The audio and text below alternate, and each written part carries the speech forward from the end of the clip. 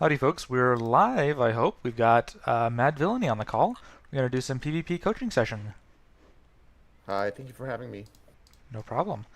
Let me go to my YouTube studio and make sure it's working.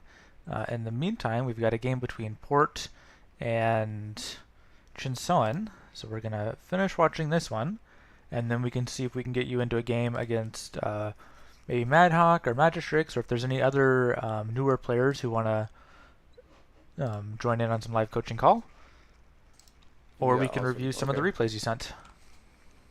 Uh, that's cool too. But like, I had some like questions. Like in general, like Hmm. I know some concepts, but I don't know like all. He surrendered. Okay. So there's like in chess, in League, or in any RTS games, there are like fundamental concepts. Hmm. That you like and I feel like I don't know them really. Okay. And it's sort of like I don't know what I did wrong when I play, and it's sort of frustrating because like I just get overwhelmed. Like there are some things that you like solve just by playing the game, Hmm. but like for example, you mentioned tempo yesterday. You Hmm. mentioned like there's a sort of like a flow of the game. Like you attack now, you counterattack later, and there's like a sort of dynamic. And I don't know how that sort of works. It's Okay. probably like based on the matchup, right? So Yeah. Okay. yeah. Um, let's open a new lobby. We can demonstrate some concept. Okay. I'll just leave.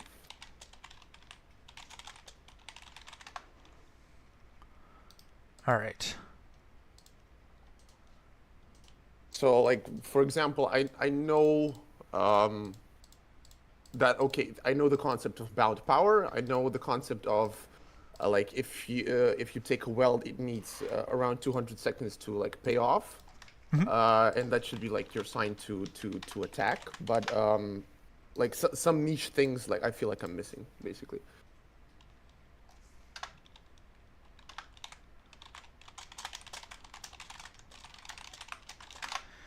Okay. Magistrix and Hawkeye, I think, will join us. So let's start Awesome. from. Uh, you mentioned a couple things that are very good fundamentals, but perhaps Hmm. someone on the stream or anyone watching us doesn't know those things. So let's go ahead and start a game, and I'll just let me grab like a PvE deck. So we'll just start a game, and I'll point out some things on the stream, and then hopefully that'll be we'll have a base setting Okay. for what the basic knowledge is, and hopefully you know all this. But if you don't, then maybe we'll catch something you didn't know, and then Okay. anyone Awesome. on the stream who's even less experienced than you can get a good baseline. So let's start with that. Just a second. I think I have a wrong deck. Okay. All right. Hi Lugo. Hi Jane Eyre. Hi Armatoris. So, um, very first thing I'm going to point out is we've got uh, two numbers at the top right. These are important. This one is not really important. This number, this 142 right Which now, is the Sorry, should number. I tune into the stream? I'm sorry. Oh, I you was can hear me directly, I think. So I don't think you need to tune to the. Oh, well, you can if you want. okay. Okay. Um, Okay. No, awesome. Okay. yeah, if I point to something and you're not clear what that is, just ask me. But I think the basics should be clear for you. So this 221 right now is the power. So that's the power I can actually spend right now. And then this 290 at the top right is the void power. So for example, if I play a Windweaver, that uses power. So the power available in my pool goes down. And we call these bound powers. Right now I've got 210 power and bound power. Now watch this void pool number, this 240 right now. When I kill them, that number goes up. And now that number gives me back, you can see it's giving me 8 power per second, so that's increased my power generation. So, and as this number goes down, it's going to go from 8 per second to 7 per second. Yeah, there we go, it down to 7 per second. And then I can play more units. So the reason why that number went up is because that's the void power, and 90% of any units, spells, or buildings that are destroyed goes into that void power. So you can see the same thing if I play a spell, the void power is going to go up by 90% of 80. If I play building, same thing. When the building gets destroyed, that number is going to increase. So when we're talking about bound power, I'm talking about power that you could get back, but you can't get back right now. So for example, let's imagine that there was some kind of, let's imagine, for example, that you had attacked me at my home base, and to defend you, I made 4 Windweavers, okay? And let's imagine you made also 4 Windweavers, my 4 Windweavers lived, your 4 Windweavers died, okay? So you would think that's an advantage for me, and I agree, that's an advantage for me. However, my 4 Windweavers, we'd call them bound, they're now bound at this part of the map. So if, for example, I had a well over here, just some other place on the map, and now you want to attack this, I'd have to get my Windweavers all the way over here. Meanwhile, you'd be getting your 280 power back, or your 90% of 280 power back. You'd be getting that over time. So by the time my Windweavers actually arrived, you might have a temporary power advantage here, because my power is bound, while your power has been flowing back. Now again, once my army reaches yours, you won't be able to have 4 Windweavers, but if we were fighting right now while my army is still walking, I might only be able to have 2 Windweavers, whereas you could probably have 3 or 4, just because of your unbound power flowing back. Does that make sense? Gotcha. So when I'm talking about a tempo play, that's one of the things I mean, is that due to the situation, either I have a lot of units on the field that are available to attack you right now because I made a good trade, or you have units that are bound somewhere away from the fight. Either of those two situations means that I've got a temporary power advantage in the local fight that we're having right now. So that's what I mean about tempo. So there's a lot of situations where it's valuable. For example, let's imagine that you kill my well. We'll talk about why killing a well is very important. But if you kill my well, and maybe that costs you 5 Windweavers. Well, now I've got 5 Windweavers. I can come and attack you. And what I want to do is I want to push that tempo. Because as if I wait, those 5 Windweavers, 90% of that power will come back over time. So in 2 minutes, you might have 4.5 Windweavers to my 5 Windweavers, and I don't have any tempo anymore. But immediately after your attack fails, now I got 5 Windweavers of tempo. So I hope that clarifies some of the tempo intricacies of the game. Yeah, yes, but like another question, like follow up. When does tempo actually break? So when basically when I trade back the void power that I got from you attacking me in the meantime, right? If I manage to defend myself with you using your tempo, so that's when the counter attack happens. Did I like make sense of it? I'm not quite sure what you're asking. Okay, so you killed my Windweavers, like 4 and 4. All of my Windweavers died. Right? Sure, right. So my void power is more than yours, basically, right now, right? So and then you use the tempo to attack me because you have 4 Windweavers. Sure. My question is the natural tempo change. When does the tempo actually changes on my side because of like my power is trickling down faster right now? Yes. So there's not a hard cutoff. I think you get 2% of your void power back every second, something like this, or it might be 1% because it's 2 per 2 seconds. I'd have to think about what the actual number is. So if the situation is that we had a fight, I had 4 Windweavers that fought your 4 Windweavers, all 4 of your Windweavers died, all 4 of mine lived, and then that's all that happened. In that case, you are never going to regain tempo because I'm going to have 4 Windweavers and you're going to have 90% of 4 Windweavers, right? If we wait for half an hour and we engage again, you're never going to get that power back. So gotcha. Okay. Yeah. So, but the tempo difference is a thing, right? Because if we fight, my 4 Windweavers live, your 4 Windweavers die. and now I attack you again, Yeah. well, now I have 4 Wind Weavers of tempo on you. Whereas if we wait 2 minutes, now I might have 2 or 3 Wind Weavers of tempo, so that the difference is less. Does that make sense? Okay. Yeah. Yeah, makes sense. Yeah. So then another concept that I think you know very well, but viewers may not know, is the concept of non-void returning power. So for example, if I build this well, I spent 100 power. Now if I kill this well, my void power is not going back up. I killed it, void power didn't go up. So you can see now that in terms of long-term advantage, I didn't get any of this power back. So if you spend, let's say 300 power to kill my well, then I get none of that back. I have lost permanently 100 power. You've lost permanently 30 power, right? Let's say you built a harvester, your harvester died killing my well. I lost a well, you lost a harvester. So in the short term, I have a tempo advantage because I lost 100 power, you lost 300 power. So short term, I've got a tempo advantage. Long term, you've got the power advantage because over time, you're going to get 270 of that 300 power back. I'm not getting any of that 100 power back. So one important trading pattern to realize is when you're over committing to a well, sometimes it's long term, it's good. Long term, it's valuable. If you spend 1,000 power to kill a well, that is long term a good trade. However, in the short term, if you did that, you're probably going to get 7 squads of Windweavers at your base. And will you be able to defend 7 squads of Windweavers? Probably not. And if that happens, you might lose more than one well.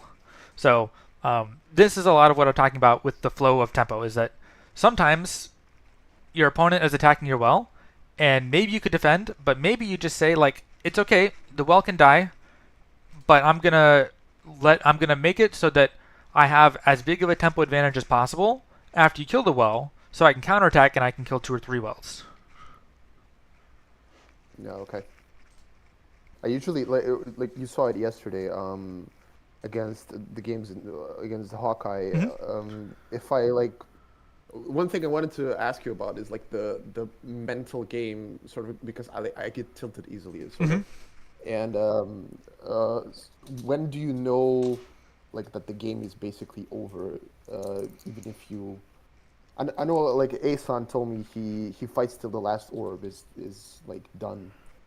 But I feel like some situations are unrepairable, and basically the game on the map that you mentioned that it's difficult for Frost Tier 1.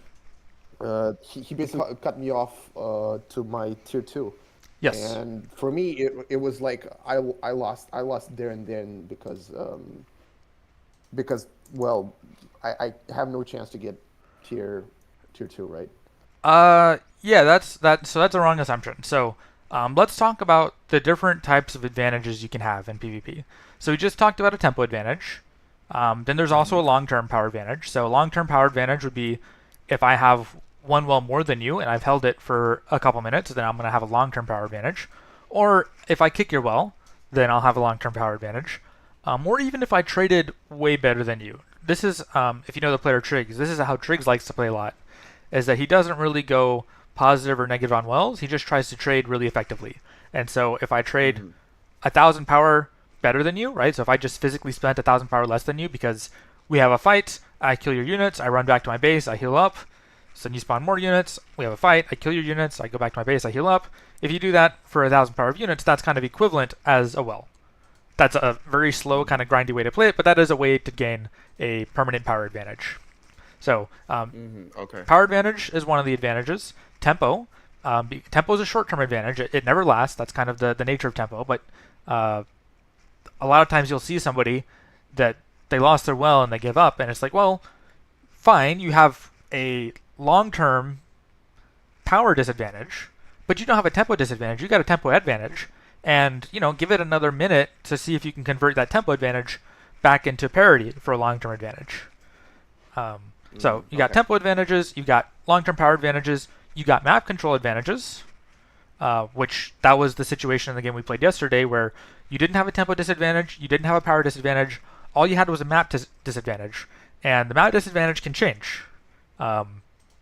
So I would never give up just because I've got a map disadvantage. I would wait until I've got disadvantage stacking up in terms of tempo or long-term power. And then the fourth would be like a tech disadvantage. So if somebody's tier 2 and you're tier 1. Okay. We could say 1/5 would be a matchup disadvantage. But yeah, what were you saying? Yeah, so this probably depends on the matchup, but I saw you yesterday, like staying tier 1 against Hawkeye's tier 2. From Frost till Fire, and like you won that game obviously, and I just don't understand that concept. Like, if should I not follow T2? Like, it costs 150 power to go T2, right? And it lasts a bit, but like, when do you recognize it's fine to stay at a tier disadvantage? Yeah, that you even like took a third well, if I remember correctly. Like, that dynamic is not unclear, not so clear to me. Like, when do you well up? When do you go tier 2? Yeah, that's a lot of gut feeling based on matchup knowledge, matchup experience, and games played. So you're kind of have to feel that out for yourself. But the basic principle of holding tier 1 versus tier 2 is recognizing that tier 2 units are more efficient than tier 1 units by about 20%. Okay. So if we want to think about this mathematically, let's say that we both have 200 power, okay? Okay. You put 150 into going tier 2, and then you've got one 50 cost unit that's 20% more efficient than my units, right? Yeah. So you got one 50 cost unit with slightly better efficiency. I've got 4 50 cost units. So we could say that my value, let's say, would be like, your value would be 120% of one unit, right? Because you got one unit, 50 power, and plus 20%, so it's 120% of a tier 1 unit. But I've got 4 units, so I've got 400%. So who wins that fight? Well, in theory, it should be sort of equal, right? Well, you got one unit Like, with 120% efficiency. Yeah. Let's just say for easy math, everybody has 1,000 health and 1,000 HP, right? So your total stats in the field are 1,200, 1,200, right? Yeah, okay. Tier 2, I mean, tier 1 wins. Tier 1 wins, hands down, right? Yeah. So what happens if we have now, instead of 200 power each, what if we have 1,000 power each? So now you've got 150 to go tier 2, and now you've got 850 to make, what? Like 17 units? I'm sorry, the audio cut off. Could you please repeat? Okay. So let's imagine instead of having 200 power each, we have, let's go a smaller number. Let's say we have 300 power each. Okay. So now you spend 150 to go tier 2, and you've got 3 units. So each of your units are 20% more expensive. So if we say each of them are 1,000, you've got 3,600 worth of stats, right? Yeah, okay. And meanwhile, I've got 300 power, so I've got 6 units, so I've got 6,000. 6,000 still beats 3,600, right? Yeah, okay. So in that situation, I'm still ahead. But you can see that the difference is smaller. Now what if we have 1,000 power each? Okay, so basically what you're saying is the value of that grows over time, basically. Right. So the value of tier 2 in terms of stat efficiency grows over time because you have to have that upfront investment in going tier 2, and that power doesn't come back from the void return. And in return, you get higher stat units, and you get more options with spells. And the more options with spells is something we're skipping over. The breakpoint is not at 1,000 power.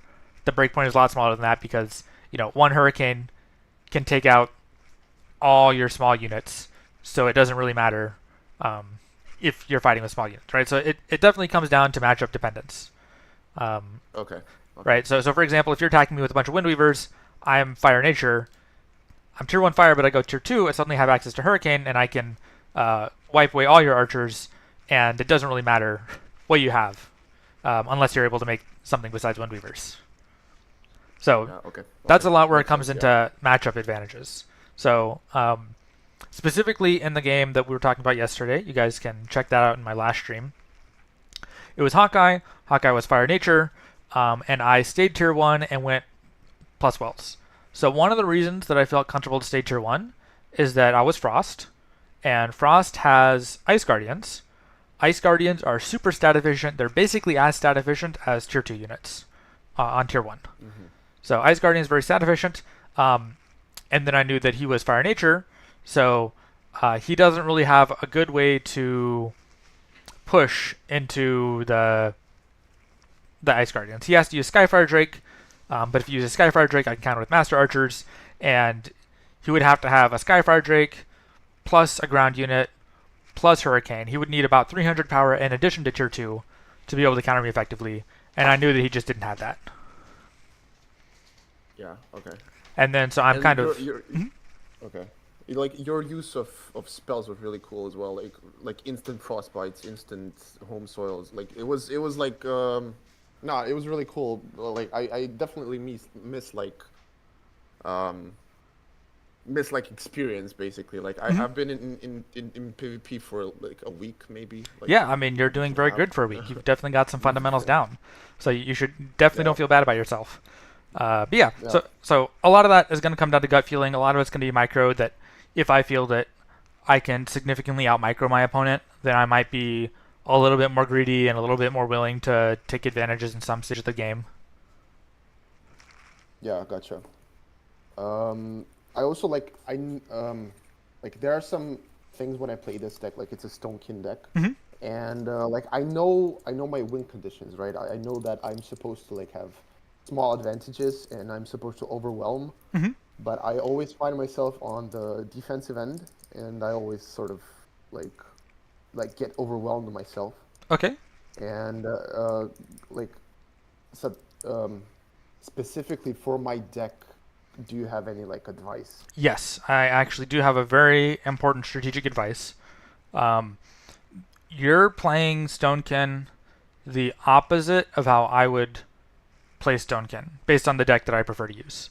Um, Okay. so the way you're playing Stonekin is that you're trying to be kind of greedy plus ones. When I say plus one, I mean you take one well more than your opponent. And we've just discussed how you don't get any void power back from that, and you get one power every 2 seconds. So it takes 200 seconds for a well to pay off. So if you take a well and the well dies within 200 seconds, which is about 3 minutes, then that well was a negative power drain on your economy. So Okay. one way to play Stonekin. Stonekin has some very good defensive tools. One way to play it is to be kind of greedy, and you're always taking the plus one more than your opponent. Yeah, Um, that's what Moran does basically. Like I that saw in his is replay. not what Moran does. Okay. Um, Okay. so Like sort of like I mean, he takes wells aggressively and then defends and like builds tempo from that. That's I mean, I'm sorry if I'm wrong, but like that were those were my observations from that. So like, be greedy with this deck. yeah, so I don't think you should be greedy with this deck Okay. for Okay. two reasons. Okay, the first reason is that um, Stonekin inherently struggles against specifically Fire Nature um, Mm-hmm. on lower power levels.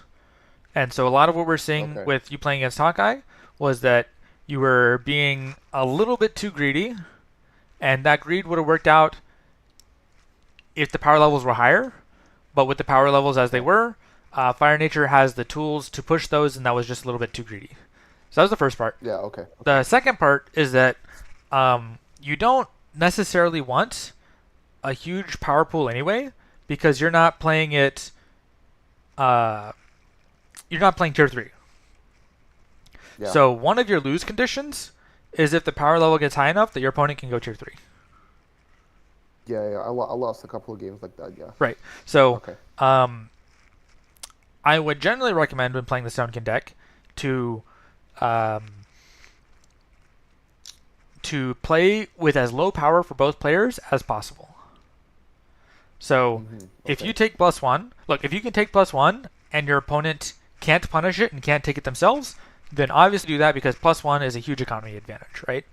But if your option is both players go +1 or neither players go +1, you want neither players to go +1. I'm sorry, could you repeat that? So if your options are both players go +1 or neither player goes +1, you would rather be in the situation where neither player goes +1.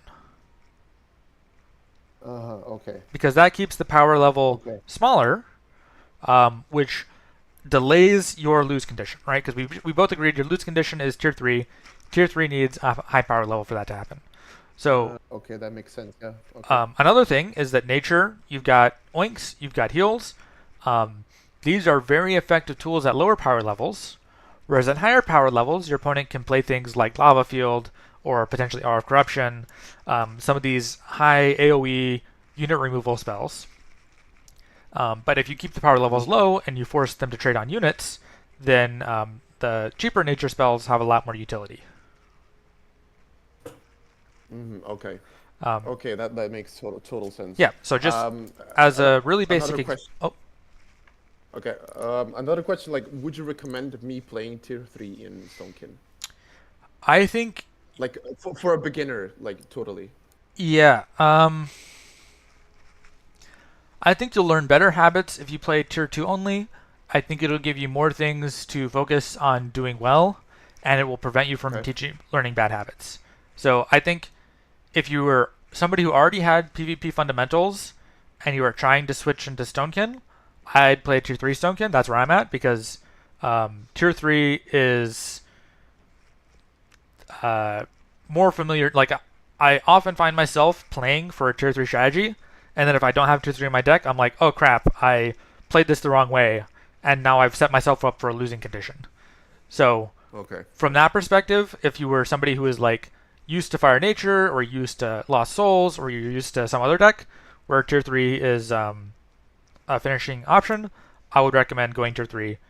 But for you, I think one thing is if you don't take tier 3, you only have to learn 2 stages of the game. You don't have to learn that 3rd stage of the game.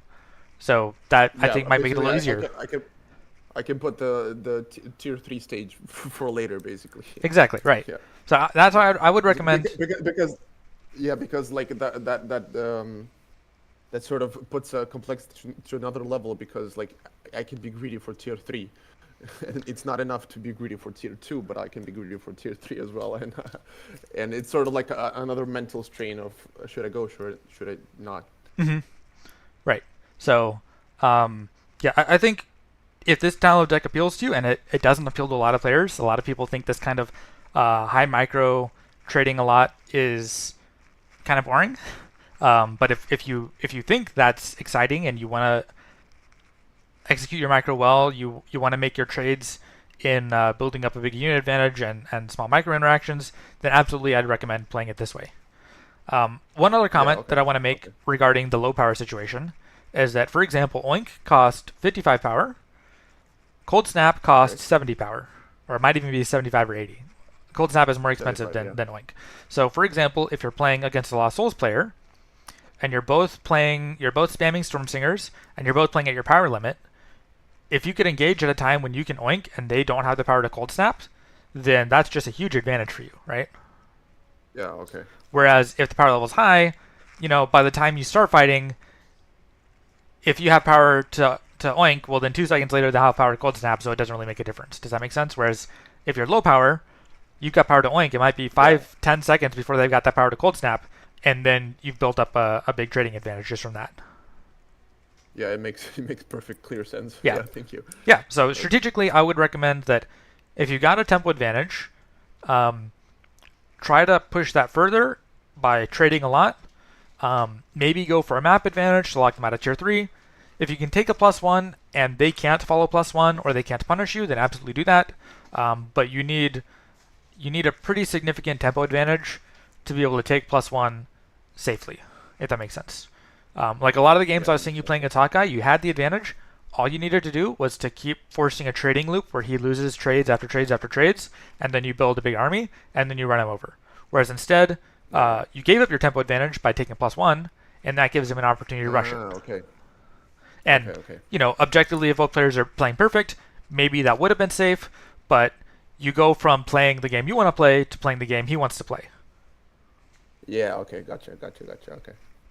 So I use my cards more effectively on low power, basically. What you're Exactly. saying. Hmm. Yeah, okay. Okay. Awesome. I hope we don't bore like people in your stream too much from I've talking. got the thumbnail set for live stream. I think this is really good. I think I want to, like a lot of players, want to have some introduction to PvP theory. So hopefully this is one I can point to and I can say, hey, start here, listen to this explanation between Arius and Mad Villainy, and you'll get the basics of PvP, specifically with the stonekin. So I hope that was a helpful introduction, and then maybe we can get a game between you and Magistrix or Hawkeye or someone else, and we can have some critiques while it's going on. Perfect. Yeah. Awesome.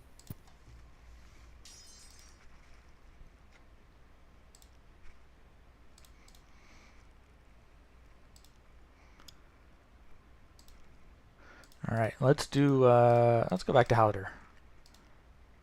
All right, who wants to play Mad Villainy?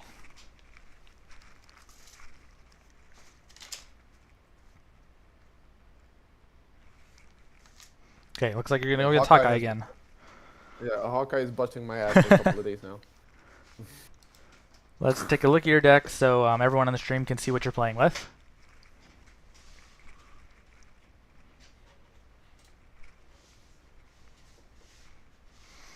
Now tell me, based on what you have in your deck, what do you think are the weaknesses of your deck that somebody could try to exploit? I guess being too greedy is one. Okay. Hurricane is devastating for me because I run a lot of small units.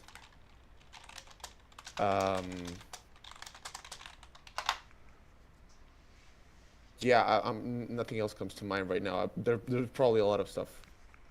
Yeah, I guess for one thing, you probably shouldn't have too many small units. Usually you want to have one Spirit Hunter, maybe one Stone Shards. You're probably going to be mostly spamming Storm Singer. Okay.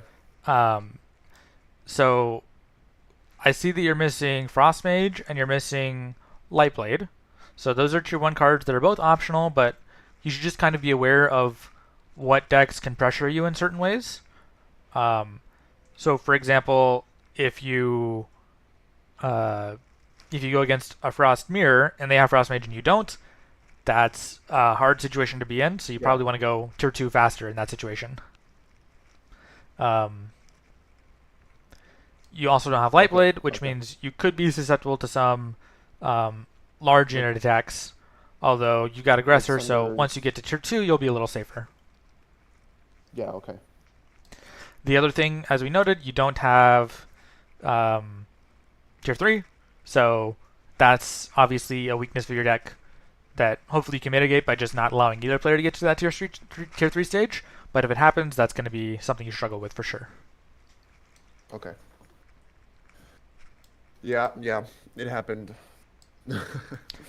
Yeah, I think it's good to be thinking about what are my lose conditions, and when I'm playing somebody, what are their win conditions. So you're playing Chinson, okay. Okay. Focus up, okay.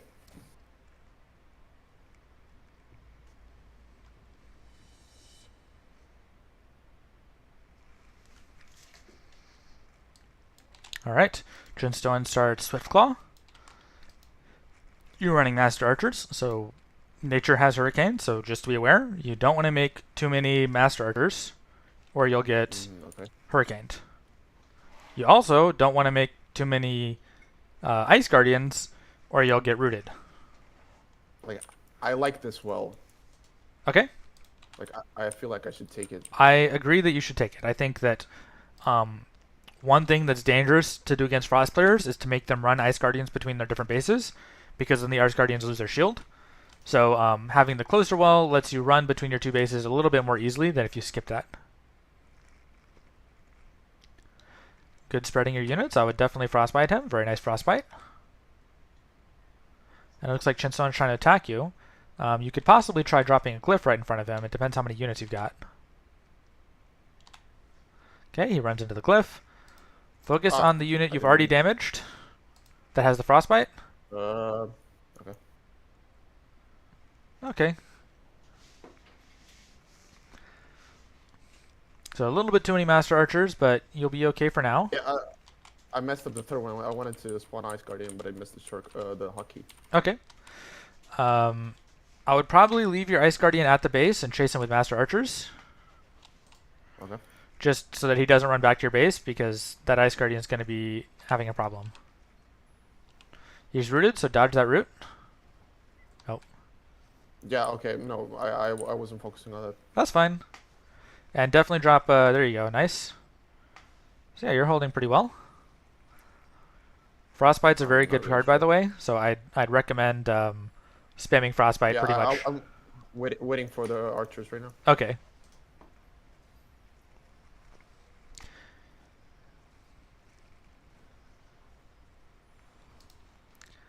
Okay, very nice. Go ahead and focus out that shaman.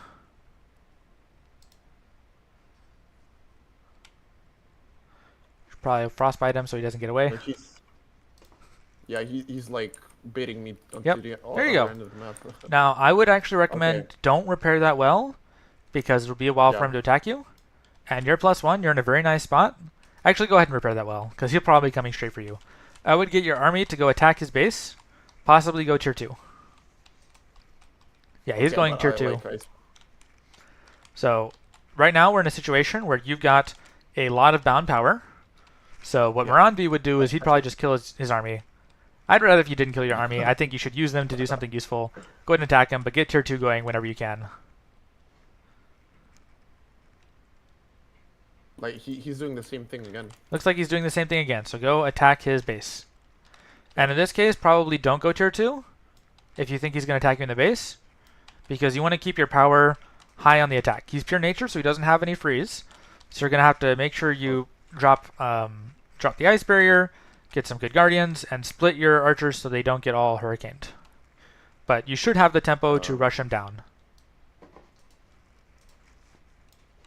Okay, I'll have to be ready to glyph him. Yes. Yeah, he dodges it. He dodged with 1. You can play maybe 1 Frost Guardian down there to defend, and get your units in there on the attack.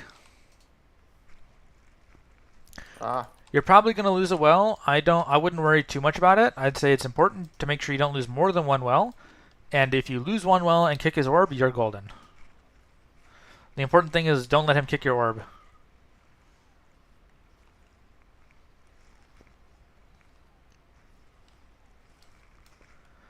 But, you know, you got a little bit of hope from me because I understand how the power flows, that he's a little bit low on power. So, okay, okay. you know, I'm telling you, right, but you can see how you were able to kick as well. Now, you could take your army and go attack his front base. So, Yeah, yeah. you know, these are the calls that you have to play a bunch of games and kind of get a gut feeling for. But you can see you're possibly kicking his whole army. By the way, play a Glacier on that bottom base if you can. And yeah, go ahead and go for his orb, yeah.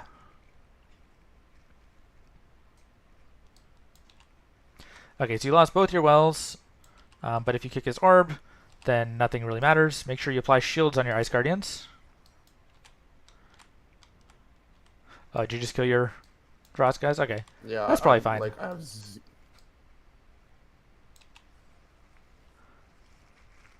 okay, I have a glacier for that. All right. Okay. So you kicked his orb.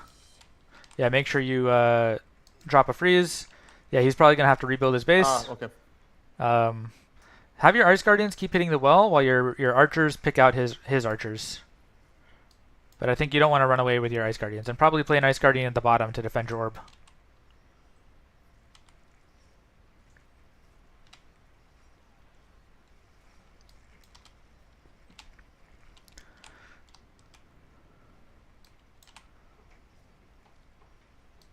Now you can see he's trying to go tier 2. He's barely able to go or back to tier 1. So he's invested the power into going tier 2, which means you've got, again, a really big tempo advantage here. Tier 1, he's tier 1. Exactly, he's tier 1, but he spent the power to go tier 2, so that power is kind of gone.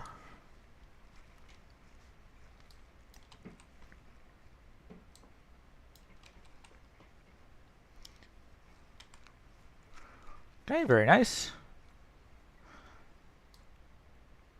Again, like, should I kill my northern army right now? If you go tier 2, you Like, I feel... can.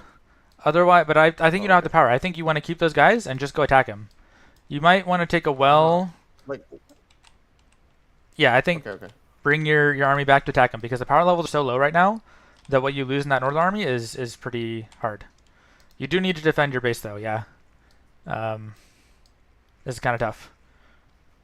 Definitely grab a well here, or possibly if you don't have power for a well, just I have 0 energy. okay. Drop Like I invested. an ice barrier then, because you're probably losing your orb. So you need to be able to have a comeback mechanism if you do lose your orb.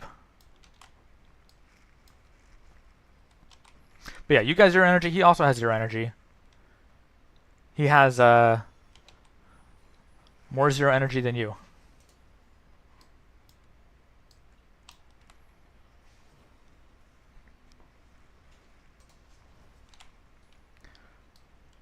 Yeah, this shaman is. Yeah, this is coming down to micro. You're getting a little bit on microed. But you're fine. Yeah, I meant drop an ice barrier somewhere else. Like, for example, where your army is right now, so you can grab that well in case you need to grab a new orb after it dies. Like, they're... No. Okay, I have an offensive right now, actually. Yes, you don't have any more tier 1, But so... I don't have an orb. Okay. So this is a situation where the tech advantage is against you, because Yeah. you can't play home soil, you can't play glyph. So I think you are losing this fight now. Yeah, okay, so it is GG, right? Now it's GG, yeah. Okay. But you did good. I think mostly that was you getting out microed. But I hope that showed you a little bit about what you could do to try and capitalize on some bound power. Let me see if I can watch that replay and we can look and see if there are some instances that you had some power that could have gone differently.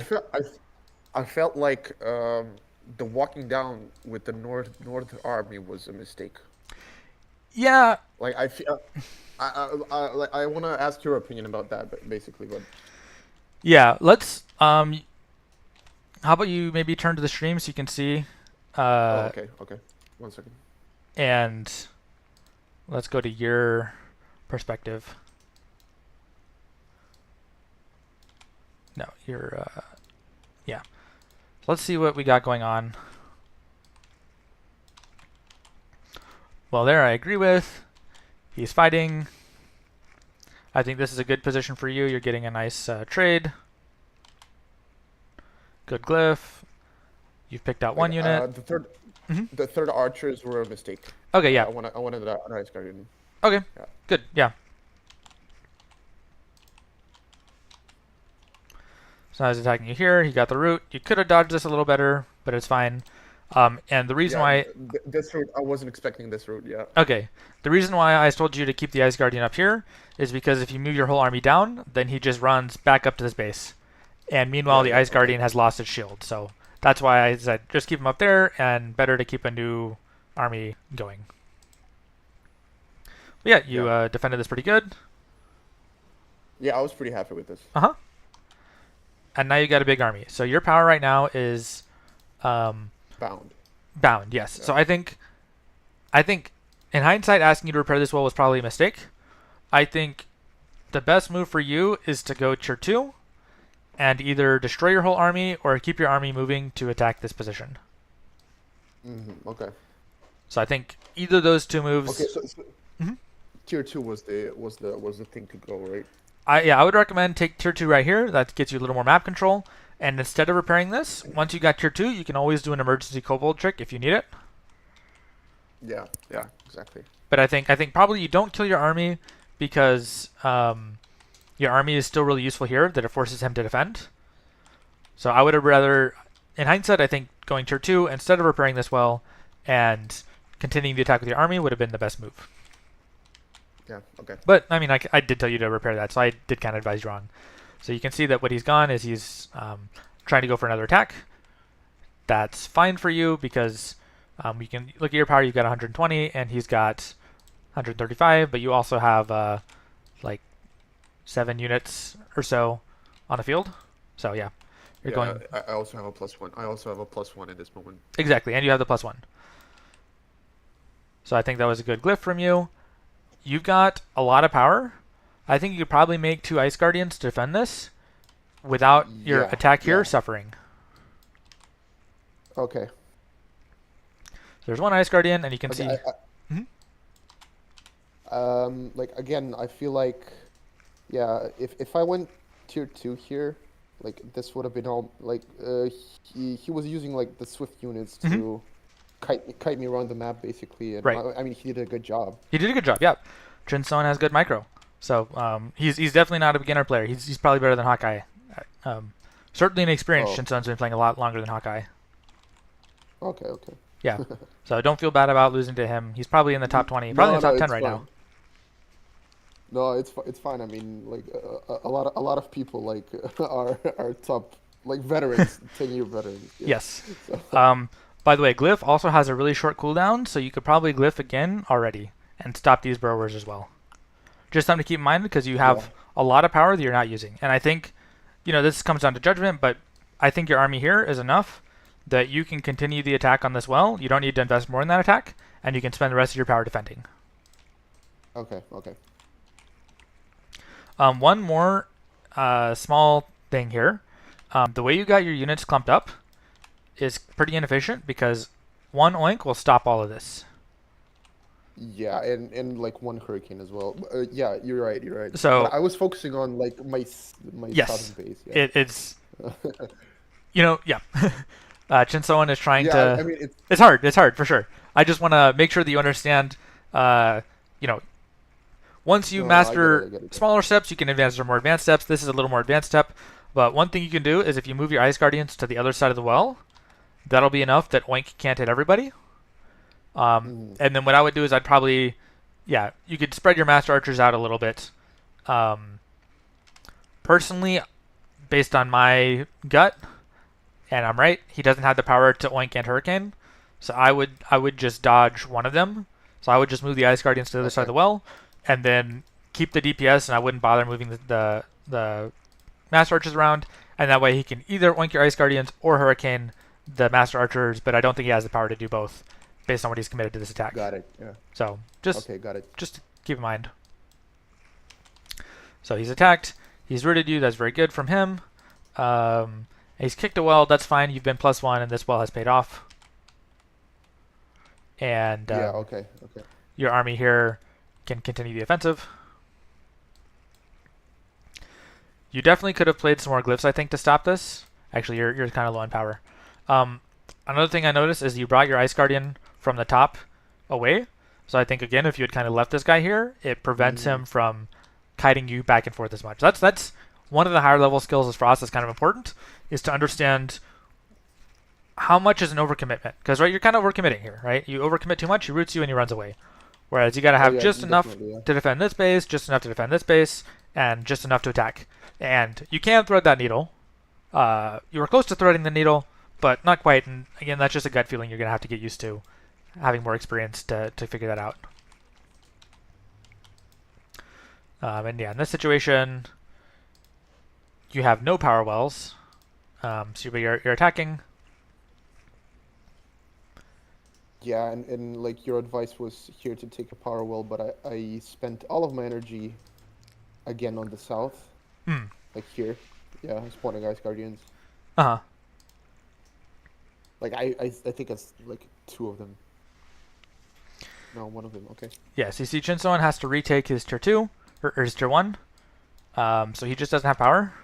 But yeah, I think when you attack here, your ice barrier that you just destroyed here, I think if you had taken a well here, that would have been a lot of power valuable for you, and would allow you Yeah, to and it would be more safe, right? right, and allow you to retake tier 1 if you needed to. So right now Okay. the score is. So can you tell me who's winning in a long-term advantage right now?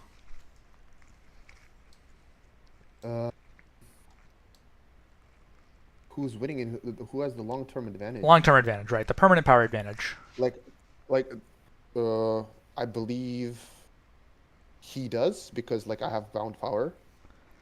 Well, That like I have tempo advantage right now, but my army is on the other side of the map. yeah. So actually, you're almost right, but you're actually the opposite. You have tempo Okay. disadvantage because your army's on the other side of the map. Because this is bound Oh, okay. power, so any engagement you have around this position or this position, you're going to be down on tempo because your army's on the other side of the map.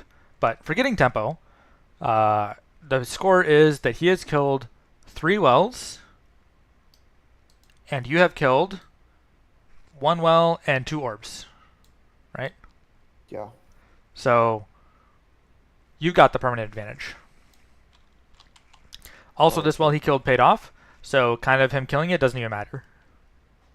oh, okay. Does that make sense, right? So you got 144 power out of the well, and when he died, then you kind of lost the 100, right? So you spent 100, you got 144 power. So this well is positive, actually 34 power. This well's positive, and then Hmm. these 2 wells are kind of equal to what he's lost. Yeah. Okay. So power-wise, you're doing So better than him, permanent power. So if we look at his void power, he's got 241 void power, and he has 370 cost units, right? So if you add yeah. 241 plus 210 plus the 50, that puts him right around like 500 power, give or take. Yeah. Yeah. Okay. Whereas you've got 300 plus 100, so you've got 400 power, not counting 1, Yeah. I 2, have a lot of 3, units. 4, Yeah. 5, 6, right? So you've got a good Yep. 200 power long-term advantage more than him. Yeah. So one question. Hmm. Thoughts on this? I take one well in the north, Hmm. and I kill the army in the north. Okay. Does that make sense to you? Um, Like that's what I would have done if you didn't if you didn't tell me to like walk down.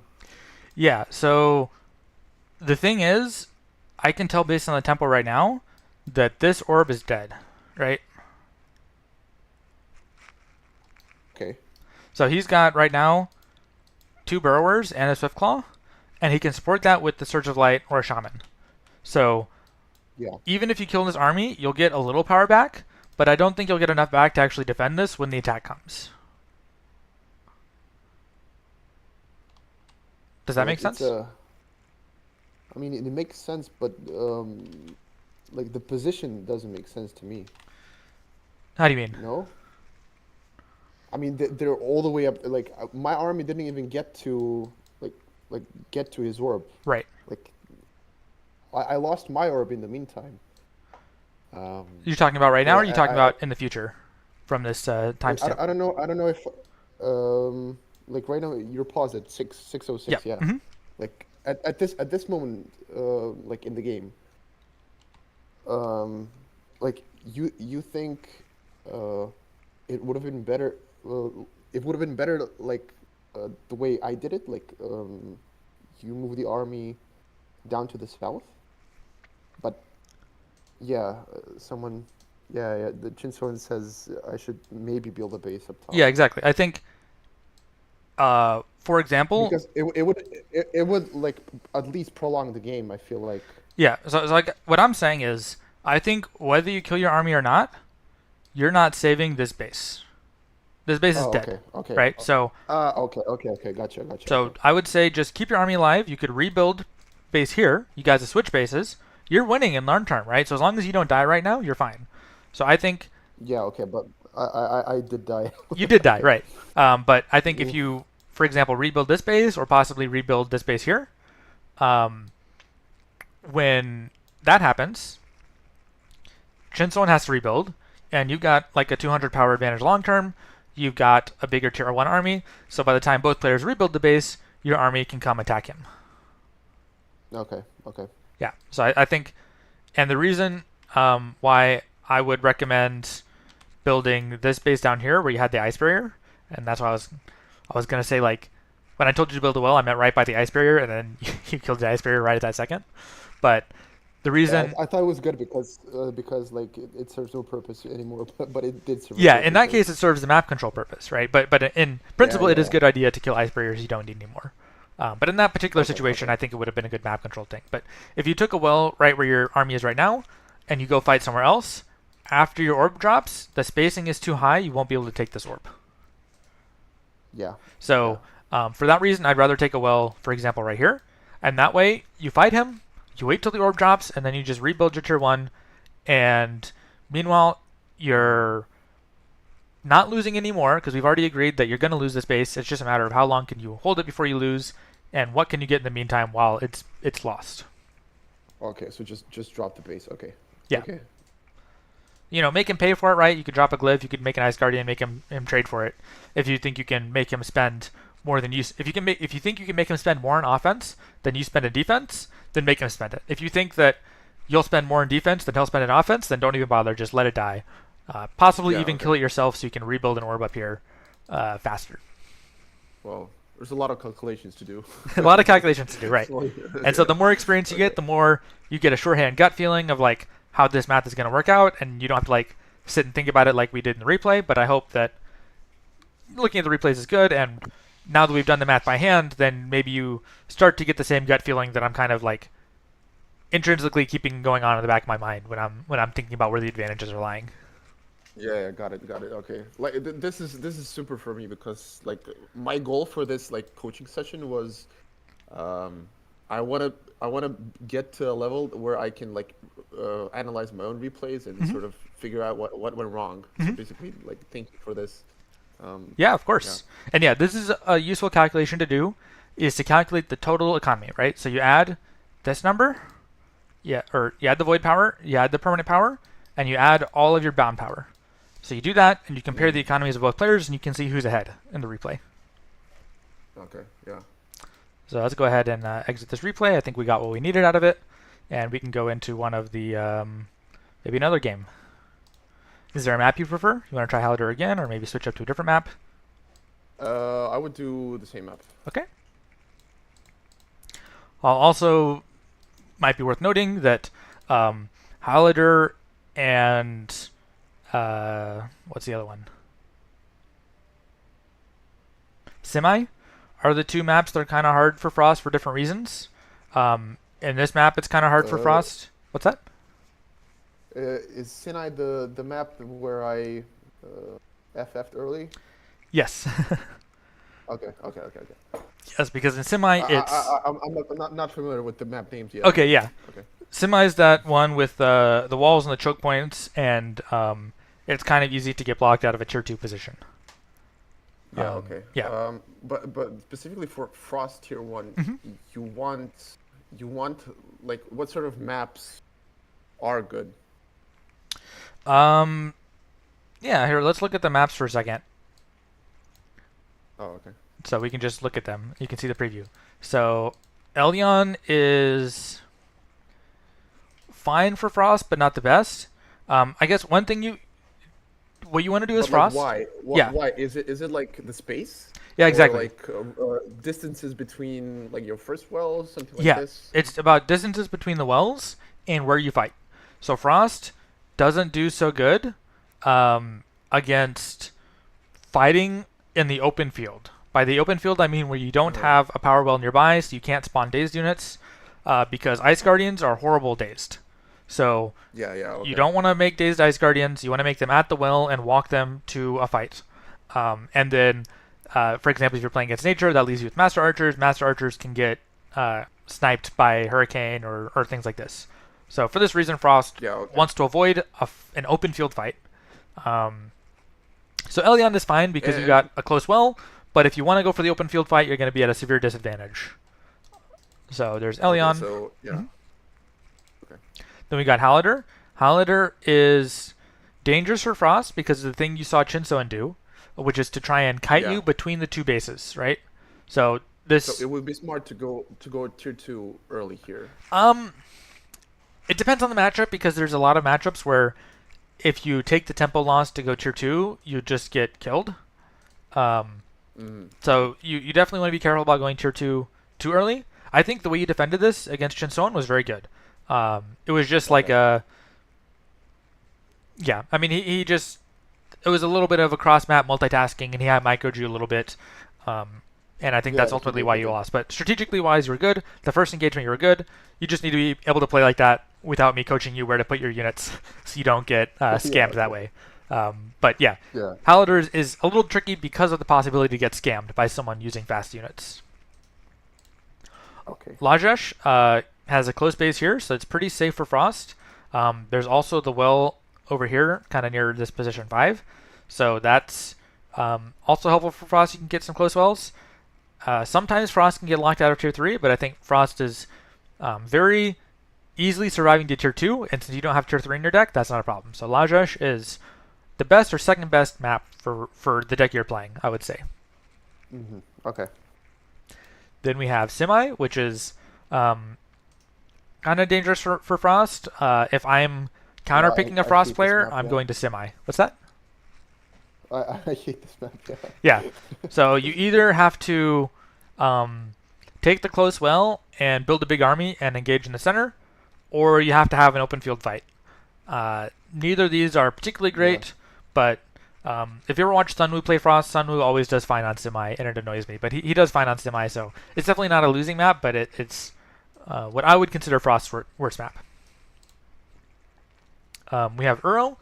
Uro is particularly dangerous for you because there's high spacing between the bases.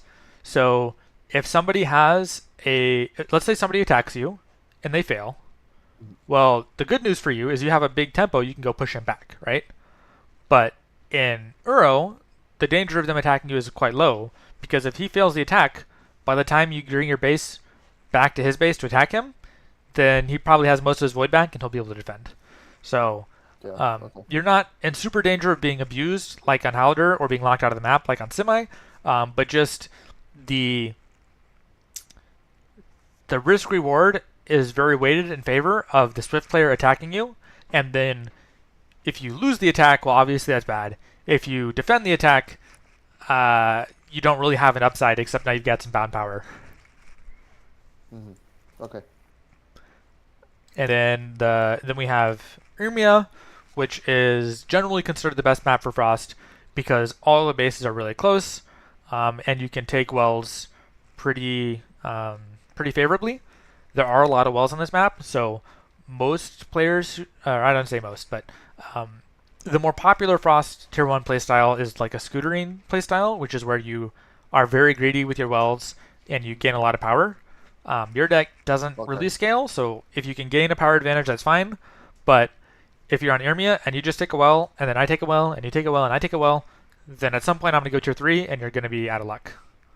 So, okay. But Urmia is pretty safe. For example, for this map, I always debate on like where should I T2 here. Okay. I never take the center. Like I lose the center most of the time. Okay. So I either against fire, a tier 1, I usually go because or pure fire rather because of fire dancers. I usually go to the farthest on the sides, one of those basically. But, okay.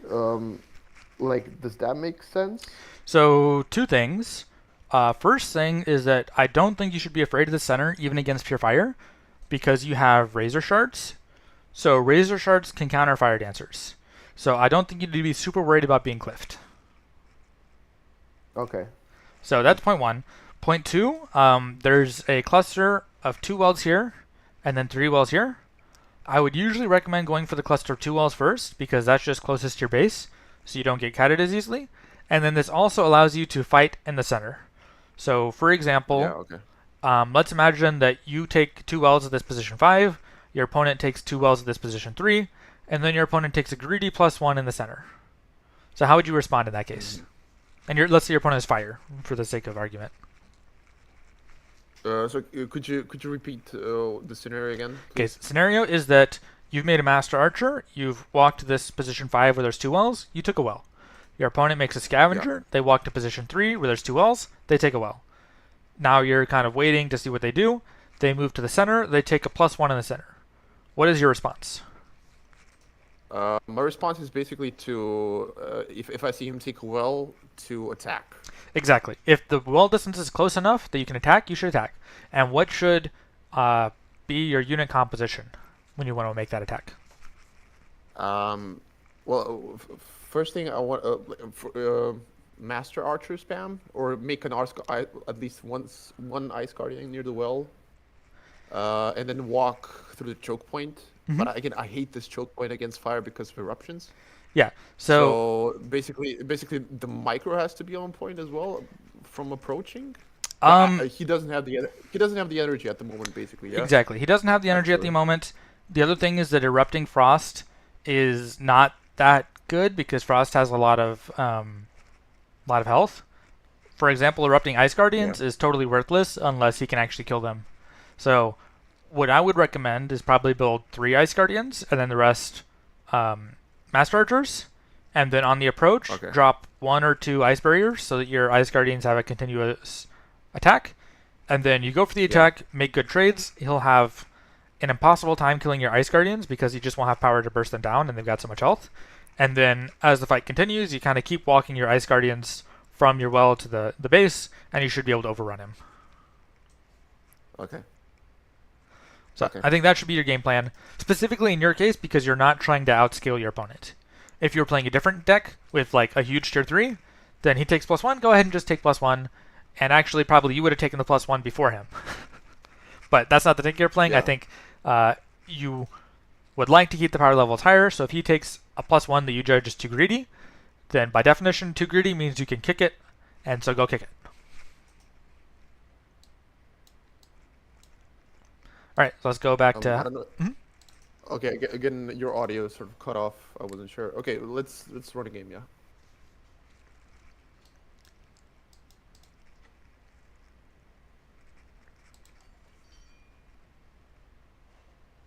I don't know. I can't hear you if you're muted. I'm not saying anything right now. I'm just waiting for the game to start. Okay. Checking the chat. Okay. So again, you're gonna like. Oh, yep. You're gonna commentate, or you're gonna give me my feedback after. Yeah. I mean, I'll give you some advice while we're playing right now. Okay. I saw a question asking if the spacing is far enough to well be built. It depends on the map. That is definitely a thing you can do, Mad Villainy, on Haladur. For example, you're watching your game, but the cluster up ahead of you where there's 2 wells, if Chinsoan takes one of those wells, you can take the well on the opposite side, and then you've got a close well situation to spam Ice Guardians. Specifically on Irmia Center, I don't know how the well spacing works out. We can see that Chinsoan is going instant tier 2. This is stonekin. So you can either, okay. So you've invested a lot into tier 1. Go ahead and just chill there. Yeah, I mean, you can attack as well. Keep your Ice Guardian back closer to your well so that he doesn't lose a shield. But you can definitely just get chip damage with the Master Archers. Be prepared to run away as soon as he starts spamming something. He'll probably spawn a Spirit Hunter. You know, you don't want to lose your Master Archers because he's going to attack you.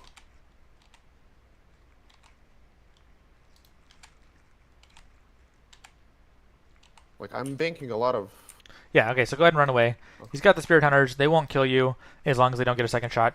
And you're going tier 2. And so the end result of this is fine. You got like an extra 30 power from the well because you took his well a little earlier than him.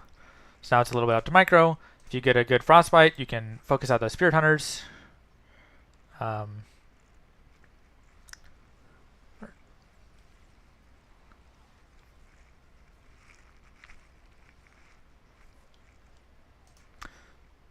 Solid Glyph, it didn't get him, but it forces him to run back, and so you still kill him. You can target his guys with your orb, by the way. Oh.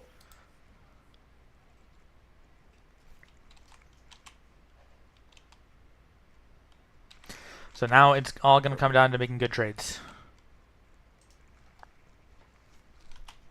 I don't know what he runs. I don't know if he knows he wants. He wants to save his Spirit Hunter, so he's taking the long way around to save those Spirit Hunters. Well, like, he cannot... Bro, I should... Yeah, you go ahead and get started. Right now, you definitely want to focus on trades. So Make units that you think will be good trades. Okay. Burrower Okay, is that was a bad. not one of the units that makes Yeah. good trades. Burrower is for pushing a tempo advantage. You don't have one yet. But that's fine. Yeah, yeah. You know. That was solid route. Go ahead and finish killing his Lightblade, and then pull your Stormsinger out of the fight. She's doing the thing again. Okay. Okay. Okay, that was. You got a heal. That was a good heal.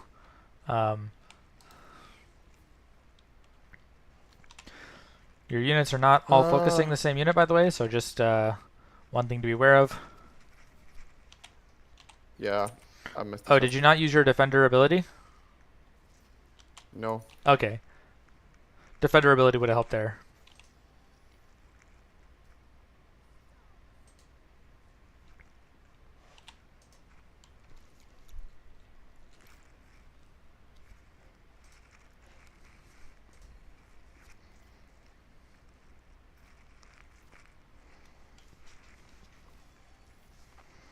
Why Master Archers?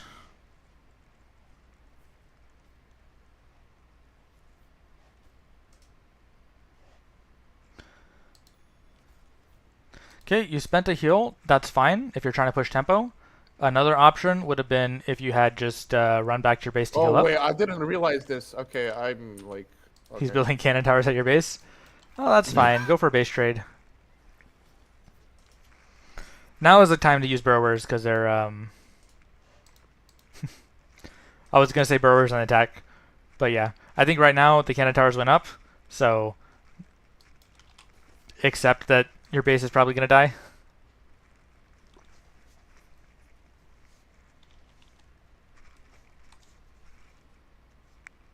What?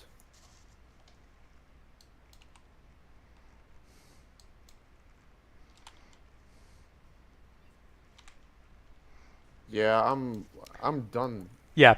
So when your first question to me is when should you quit? And I was talking about advantages. So I would say quit when you got all the advantages stacked against you. So right now you're down in you're down in tempo, you're down in map control, you're down in permanent power. So I would say that's an acceptable place to quit. I didn't realize he snuck into like. Yes. Yeah. That was do you want me to go through the replay and we can talk about some small micro interactions you could have done differently? I don't know. Okay. I mean, yeah. I mean, if you think so, but like I think I just messed up. I wasn't aware of. Yeah. Did you? Yeah, I mean the big one was wasn't the aware cannon of towers, but there were just Yeah. Because it was weird to me because like there was like 10-20 seconds of him not doing anything, yeah. and it was like it was like so. You should be suspicious when that happens. When they don't do anything, start looking around the map. What's he trying to do? Yeah. Okay. Yeah. My bad.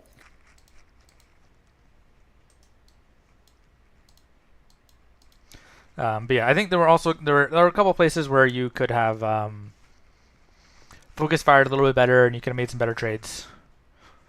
Oh, absolutely. Yeah. Yeah. So as long as you know what those positions are, then I don't need to call them out. Let me get a drink of water real quick. I can. I feel like there's no need to do replay analysis together. I can do it by myself. Like I don't think it was a valuable game to Okay. review. Basically, this one.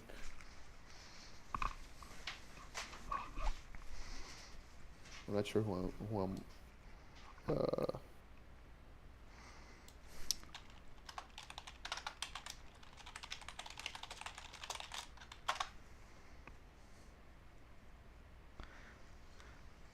Armature is asked, never play tier 1 when units when you're tier 2. That's, I think, usually a good call, but there are situations, for example, Lightblade, Witch Claw, sometimes under.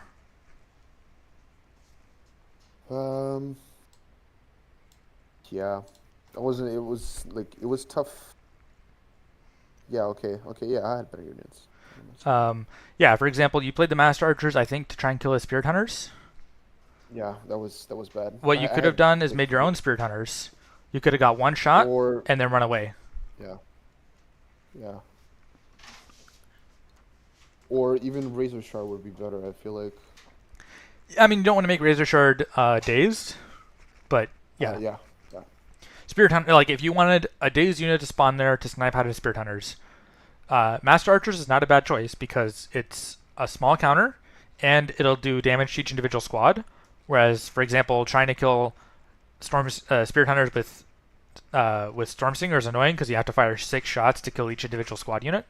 So Master Archers wasn't a bad pick. I just think Spirit Hunters doing the exact same thing would have worked, but then you have Spirit Hunters, which is better for other things also. Okay, got it. Okay.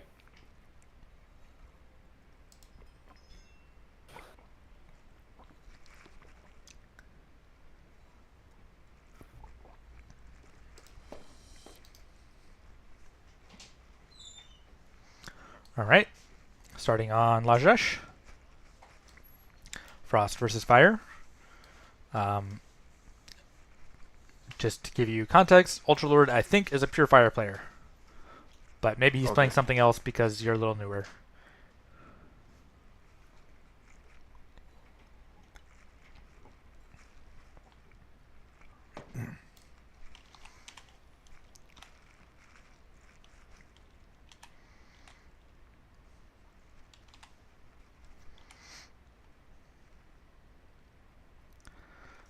I would say one good position for you. Do you see those 2 wells on the right side? Right where his thugs are? If you can grab that well, that's a pretty safe position for you, which also puts you close enough to his unit. So don't run away, run away, run away. Yeah, right now you've got a unit disadvantage, so you don't want to engage. It's okay. You run away, the cost was 1 Glyph of Frost, not the worst thing, but if you can grab that well, that's strategically a good position for you. Got it. Because that's a fairly close well. Yeah, but yeah, the problem is you kind of wasted some power, so he might be able to rush it. It depends on how good your micro is and how good his micro is at that point. Yeah, and if I grab it, okay. But yeah, grabbing that's valuable because you can play Ice Guardians, and Fire is very bad at handling Ice Guardians with shields. Dazed Ice Guardians, no problem, they just die.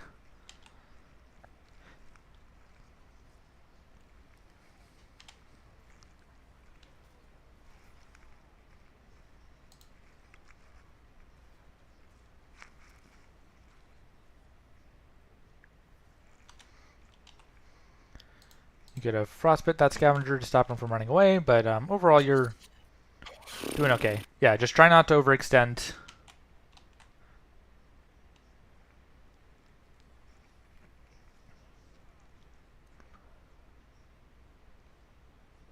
Be on the lookout if you can get a nice glyph. You played that glyph a little far back. I couldn't. Yeah. Okay, you could Frostbit that record to finish him out. Yeah, you're fine. Yeah, pull back a little bit. You're overextending a little. Yeah, I'm not fine.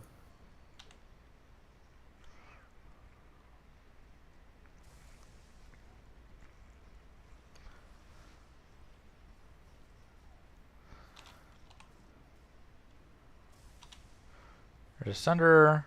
Good glyph. Do you have power to focus him out?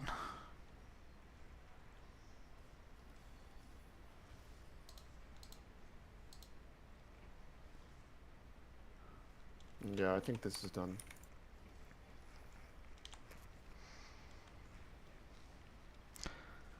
Make sure you use the Glacier Shell.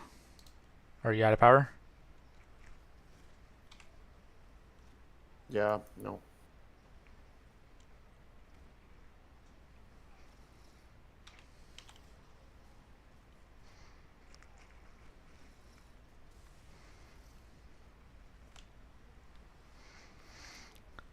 I think you're fine if you want to grab 2 wells to go back even on wells. You know, you can grab that well in that more advantageous position we talked about. Oh, fuck. I fucked up. No, you're fine. I mean, you're probably losing, but seen I wouldn't say it's losing enough to quit, right? Especially at your level, right? Just you're trying to get experience, so seeing what works, what doesn't work is valuable for you. He's going tier 2. Okay, I want a well here. Okay. I feel like. Yep. So be aware he's going to try to attack you with Fire Dancer, and you're probably going to have to defend this on tier 1 for a little bit while you wait for more power. Yeah.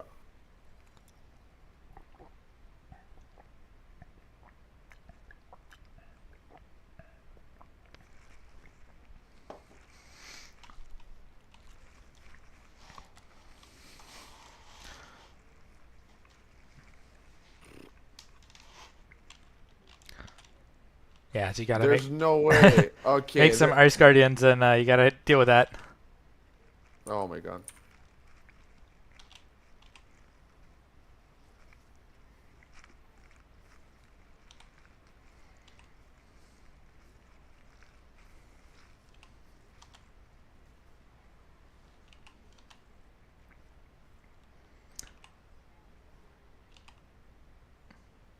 Make sure you drop an Ice Barrier by your Ice Guardians so they can replenish their shield.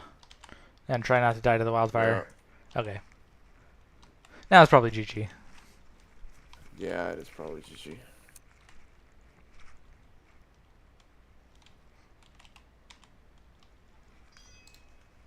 There's no way that that range works, man. Okay. Now I know. Now you know. Is there a map you want to try this time? Back to Lajesh, back to Halidar, new map. Let's do the same map. If it should be like advantageous for me. Yeah, I think this should be advantageous for you. And for example, if your opponent takes that well, you have Razor Charge, so you can also snipe that well from across the road. Oh yeah, okay.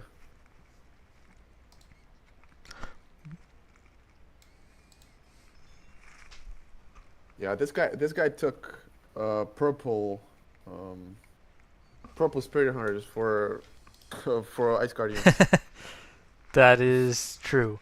on purpose.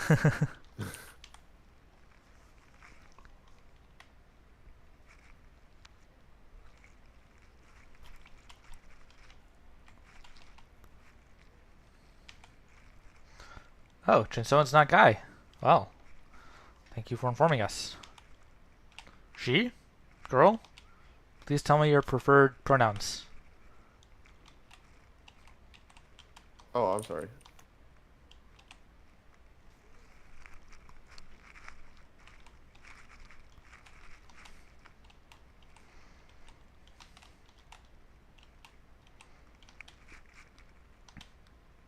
Okay.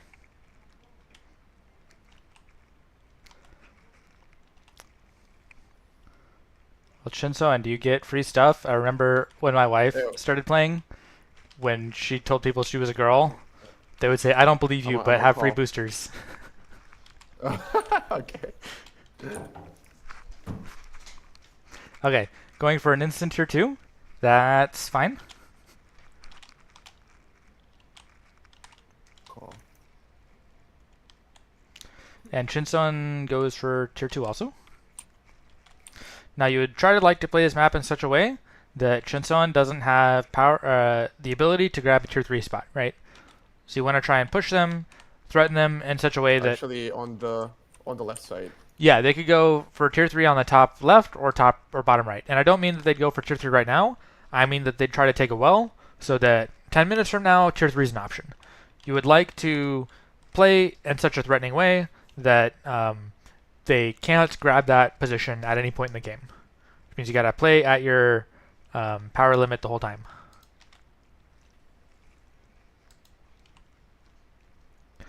I see you started with a Crystal Fiend. It's not bad, but one note, the Crystal Fiend gets better the more units you have. So personally, I would have waited until you had a few more units to make the Crystal Fiend. Okay.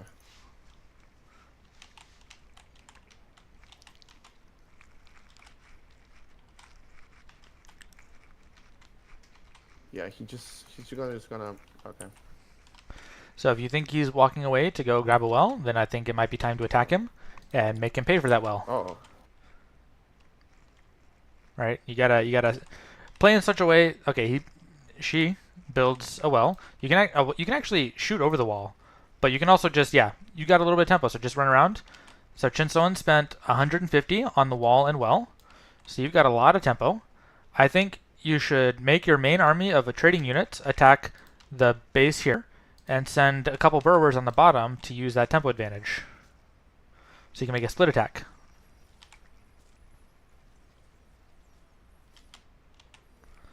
So now you got a micro split attack, but you should try it.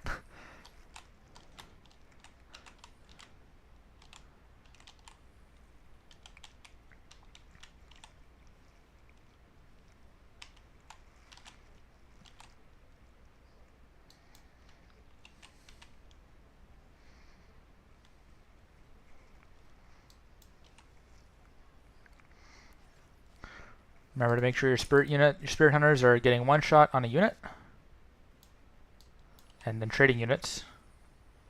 Ah! You missed the light blade.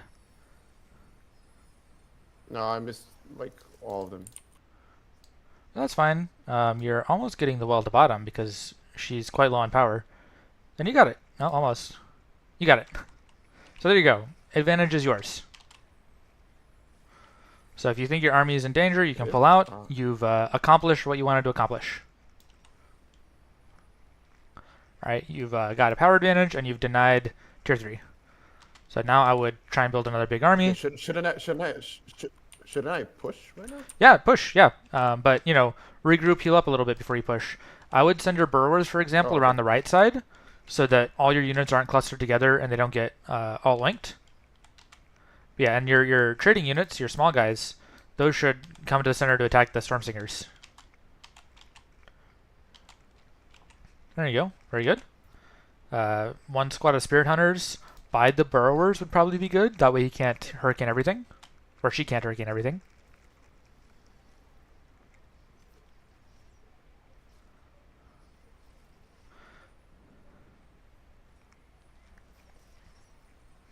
Very nice trading. She was able to get the Crystal Fiend, but you're still in a good spot. Try and save that one Burrower. You might be able to heal up with another Crystal Fiend on the side.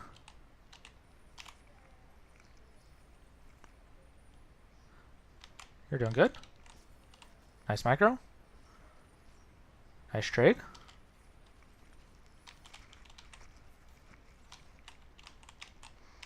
You're in an excellent position. Shinsoen has destroyed the wall and is now building somewhere else. So you got some more tempo to keep pushing. Try and get a Surge of Light to heal both of those burrowers at once. Very nice. By the way, you generally want to attack the well instead of the monument. And Spirit Hunter should be attacking units. Oh. Be careful of the bottom left. Make sure you put a kobold trick to save that well. There you go. And probably a Stormsinger to counter that burrower.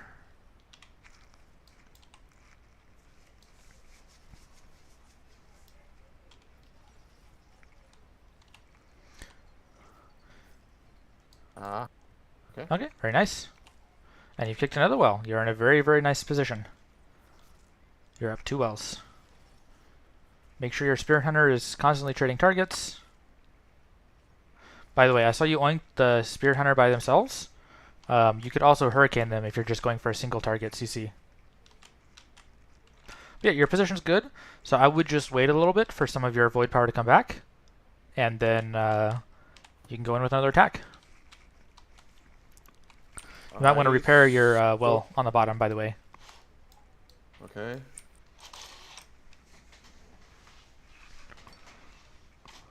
I sort of want to take another well. I would recommend against it. Again, because okay. Right now you're +1, so you got the economy advantage. You want to stop Christina or Chinsoen from taking a +1, and there you go. So now you can attack. For example, you could build a bunch of Stormsingers, you could build some Razor Shards, you could build a bunch of Defenders with Crystal Fiend. There's a lot of different ways you could make this attack, but you've got a big tempo, so I think you should try and push it.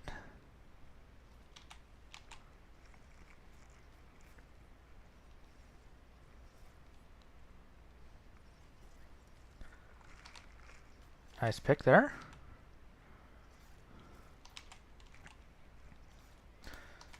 Should use the Razor Shard ability, by the way, that mode change.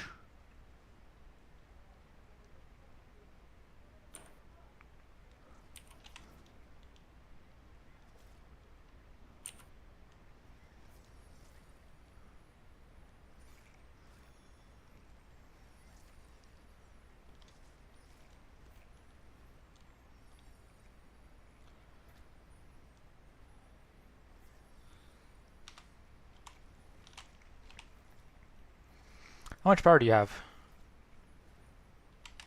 100. Okay, so use it.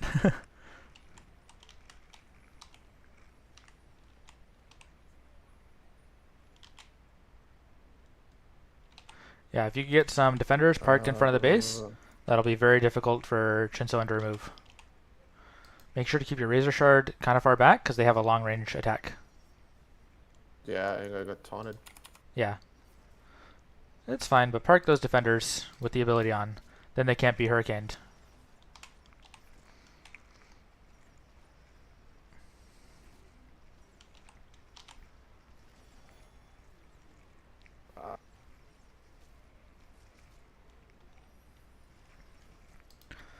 One squad of defenders doesn't have their ability. There you go. Remember to keep switching targets with Spirit Hunters. If you have some power, I'm guessing you got about 140 right now. Make, well, actually, yeah, defend the burrow attack, and then make a burrow of your own to attack on the left side well.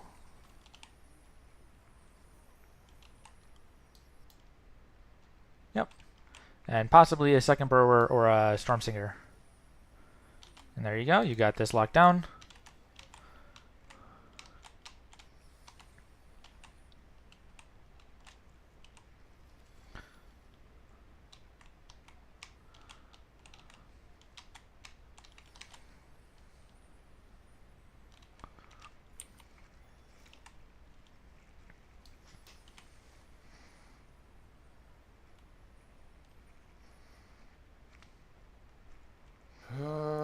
Very nice. You kicked the second well. Now you want to get those defenders to attack. Again, I'd probably consider going on the left side to attack wells. Okay. And you got very nice job saving that one low HP Stormsinger. Give it a heal with the Crystal Fiend.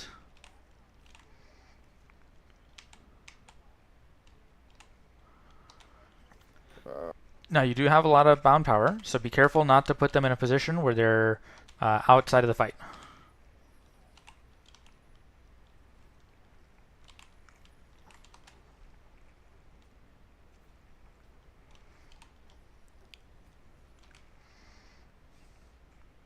Nicely done.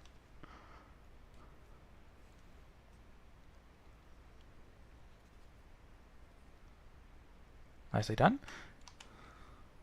So yeah, try and keep trading, and then probably get split attacks going on two sides using burrowers for one of those. You could hurricane those Spirit Hunters at the top before they hit you. After they hit you, it doesn't really matter. It's fine. You've got a great unit trade.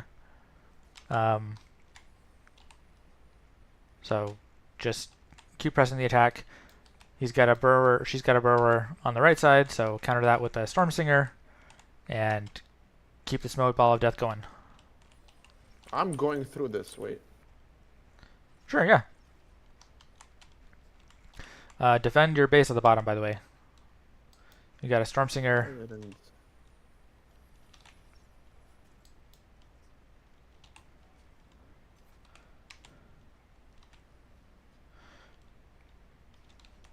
Make sure to play Kobold Trick. I'm not sure where your army is going. Oh my god.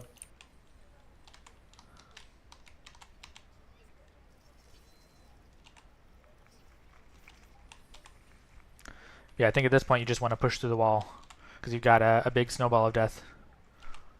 But what? Okay, there's a part of the wall I can't. You can also shoot over the wall. I don't know if you knew that. Oh, okay. But I can't with my melee units. I can't. Not with your melee unit, so you might as well just break the wall.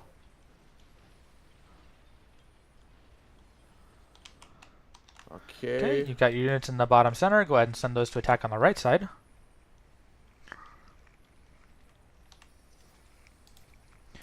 Pull out your Crystal Fiend a little bit so it doesn't die to the Stormsingers. Nice job. And make sure to stance up those defenders so they can't be hurricaned. And you've got a pretty overwhelming attack.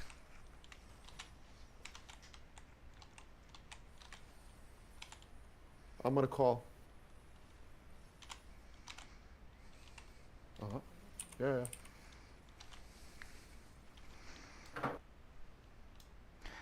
Careful, Chinsone's attacking you at the base. You might want to get a root, or no, nice root, maybe Spirit Hunters to start taking them out. I always forget about Spirit Hunters. Yeah, very, very high Okay, DPS units. Very nice, you kicked the orb.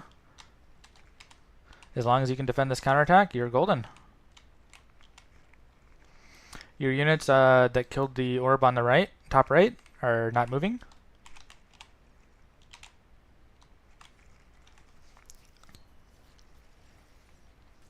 Oh yeah, what? Uh-huh.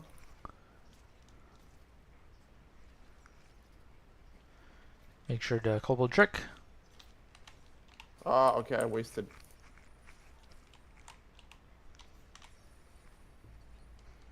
Okay, this guy is not attacking.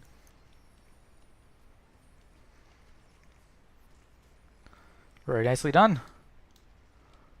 Oh, Your units are running away, by the way. Keep them by that orb so Chinsoan doesn't retake that orb. Okay, there's the okay, GG. awesome. Nicely done. Thank you. Oh, I'm tired. Yeah, no, it. Oh, okay, okay, awesome. I'm very happy with this game actually, but I'm sure Chinsoan let me win a bit. No, I don't think so. I mean, the one was greedy. I don't. She Oh, might okay. have been greedy to test you, or she might have been greedy because she underestimated you and felt that it was greedy, or she might have been greedy because she thought it was safe and it wasn't safe. But either way, yeah, I think right there, that decision you made to attack is what's going to separate like a beginner PvP player from an advanced one. And you know, you don't have the judgment call. Like I understood that was greedy, and you may not have yet, but that judgment call is, I think, the right one, because if you had just welled up and then she wells up and then you well up and then you're in a tier 3 situation. So you need to Yeah, yeah, okay. try and be in that position where you're thinking, how are they going to well up, and what do I do to stop it? So either directly okay. prevent it by holding map control where they can't well up, or being in a position where you can punish a well up by knowing that if they well up, they won't have the power to do anything. So you attack. Like, I'm a bit confused. Which attack do you mean? The very first attack where Chinsoan took a well in the bottom right corner. Okay. So, you know, Yeah. you kind of went instant tier 2, she went instant tier 2, and then you just spawned some units, and then Chinsoan took a well in the bottom right. And then you So, said, so your advice would be to just go. go where?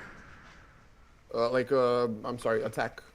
Yeah, you took my advice. But yeah, I remember you were, when you saw her take the well, you wanted to take a well. And I said, no, don't take a well. What you want to do is to move your units into an aggressive position so that if she Okay. takes the well, then you just attack her right away. And that's what you did. Okay, okay. But yeah, that might be a good one to Okay.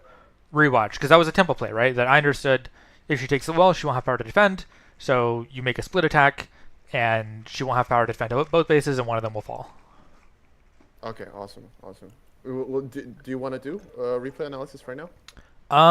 I feel like there wasn't a lot of replay analysis. I think you played that very well. Oh, okay. I mean, we can talk about something if you want to, but I think, Like I had some like questionable, like for example, the first Crystal Fiend was bad, I think. bad is a strong word. I, You had 3 units, which is like kind of what I would consider the minimum for Crystal Fiend, but 2 of those units were tier 1, which is why I think it was probably a little early for yeah, Crystal Fiend. yeah, okay. On the other hand, you were playing against a stonekin player. Stonekin lacks burst, so you can play Crystal Fiend a lot earlier than you could against another deck. Okay. For example, like any Fire Splash, if they have power for a Skyfire Drake, they can hit the Crystal Fiend with one Skyfire Drake shot and then erupt it. So I wouldn't Yeah. make Crystal Fiend until you got like 4 or 5 units, so that if they make a Skyfire Drake, you're focusing it down really fast, and the Skyfire Drake's not going to get a chance to get that shot off. Okay. Yeah. For example, like some micro stuff I didn't know. For example, I wanted to attack. The bottom part of the top left wall, Okay. and my guys went around to Pathfind 2, Oh, like around yes. basically, Because and like yeah. so that's a weird part of the map, that there's like a cliff and the wall goes behind the cliff a little bit. So melee units to Yeah. be able to attack that section of the wall would have had to run around the opposite side. Okay, so it's like a few moments like this where for example, I didn't use Spirit Hunters enough. I think like the Spirit Hunter micro could be better. Yeah. I don't know. Like I have some mental notes. Like I probably want to improve on, but I think that was like a pretty solid game. Yeah. I agree. You did For well. yeah, thank you. Yeah. Good job. Yeah, basically the next goal is to not have you in my ear to win. That's true.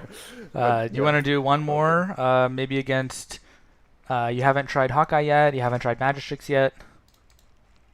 I'd rather like take a break. Okay. Take a breather. We'll take a breather then. Maybe next time. Yeah. Like I'm pretty like tired right now. So. Okay. No worries. Maybe someone else would like to get coached Yeah. right now. Anyone else want a coaching call? Otherwise, I could look at one of the 2 replays you sent me. Yeah.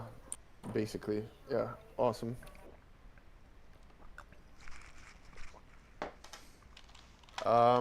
Should we? I would rather just call it a day for now. All right.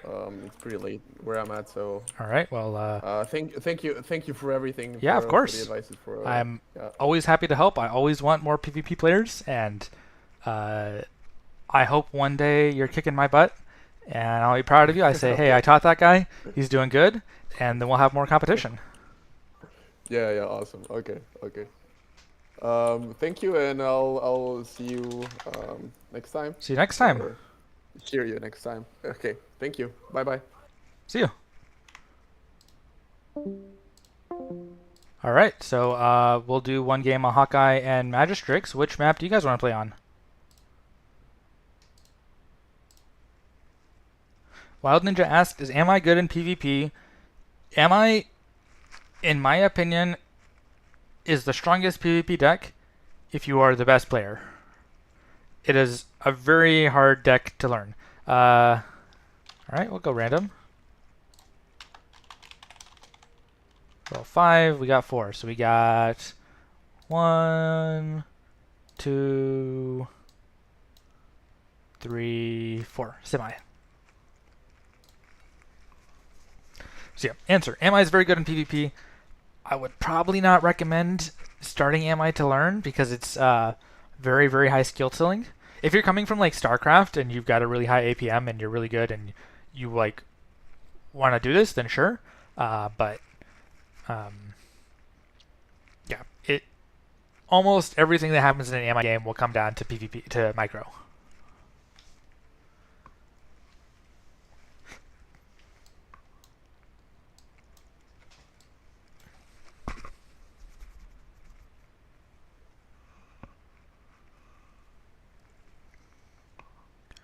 You mean was I?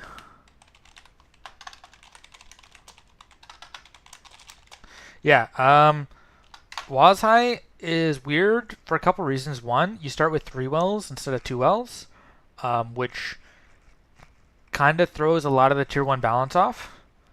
The second thing is that the cliffing is just really oppressive, so the game's almost always ending in tier 1. So, for example, Phase Tower is way too good on that map, because the cliffing. Forsaken are just also really good in that map. Fire has Mortar Tower that can be oppressive on that map. It just, yeah, you don't want to be in a situation where your tier 1 base is just getting clipped from 30 seconds into the match. So that's why that's not in the official map pool anymore, not in ranked, and I don't like it in even sparring. I'm glad you guys enjoy how nice the community is. I also enjoy it. I never really played League, but my brothers do it, and it's like they turn into demons when they're playing League, and then they're done, and then they're nice again. And BattleForge people are nice the whole time. Okay, Magistrix with Frost also. I don't know what kind of deck Magistrix is playing. Could be very similar to Mad Villainy. Magistrix takes the first well. I agree with that. Hawkeye going for center map control. I agree with that also. Chinson has bet 10 BattleForge points on Magistrix. Does anyone want to match that?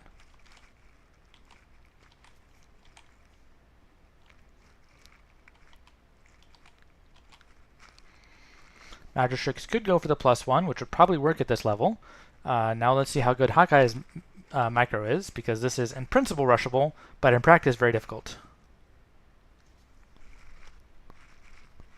Ultralord asks, do I think Wazhai can be saved by switching 2 wells and placing them away from the cliff? I don't know. Because there's not that many wells on the map in total. So that part's hard. And then yeah, if you can't shoot over the cliff, then your tier 1 is very safe and hard to rush. So then it kind of switches maybe to the opposite problem. Yeah, I don't know. I think that also starting with 2 wells and having the cliff are kind of the defining features of Wazhai. So like, what is there to like about Wazhai if you don't have those 2 things? Why not just play a different map? Okay, Hawkeye is showing some very good micro.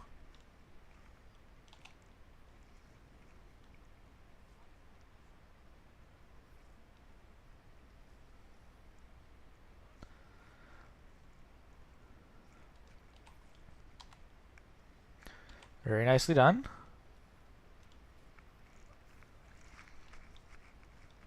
How is Purifier, Bandits, Twilight, and Lost Souls in PvP?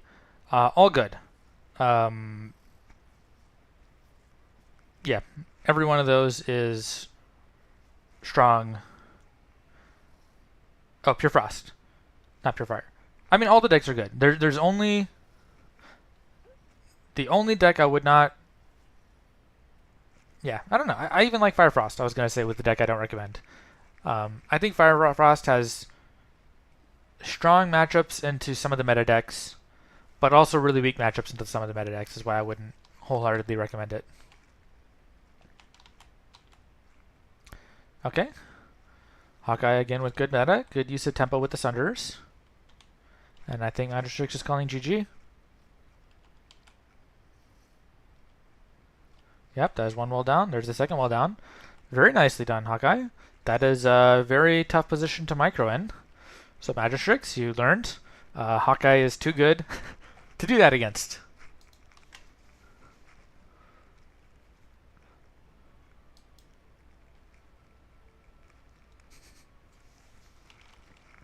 Most beginner-friendly deck is probably Twilight.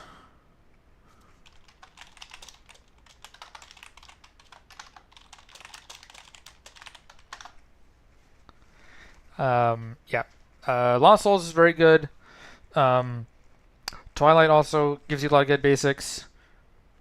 Twilight has traditionally been the same, the go-to deck to teach beginners, and I think that's also become even more prevalent. We've seen Hawkeye switch to Twilight. We've seen Armatura switch to Twilight, because there's a whole lot of my replays of Twilight that you can learn and watch from.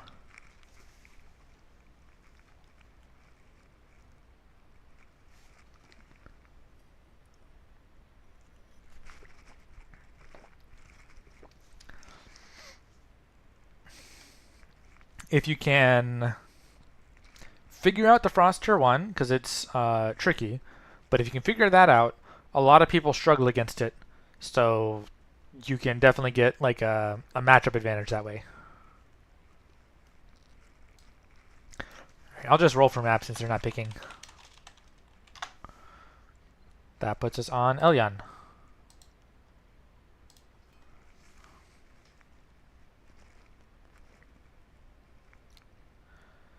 Bandits is also really nice. I think Bandits is a little bit weak right now.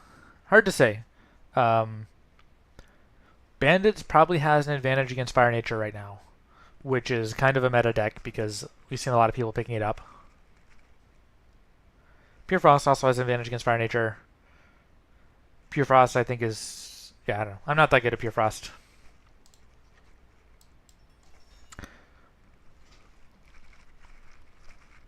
But they're all good. Beginner friendly, probably Twilight or Souls.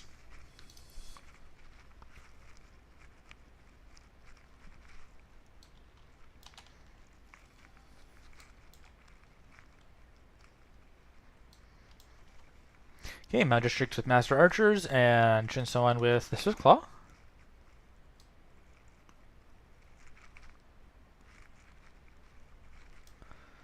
+1 from Magistrix. I think that's the correct move with Frost. That's hard to push. It gives Shinsoan a kind of free wall in the center.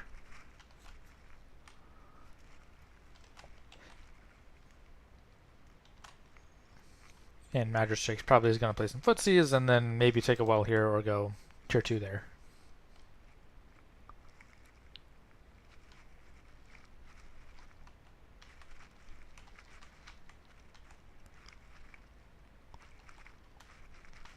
Magistrix once again with the first +1. Shinsoan follows.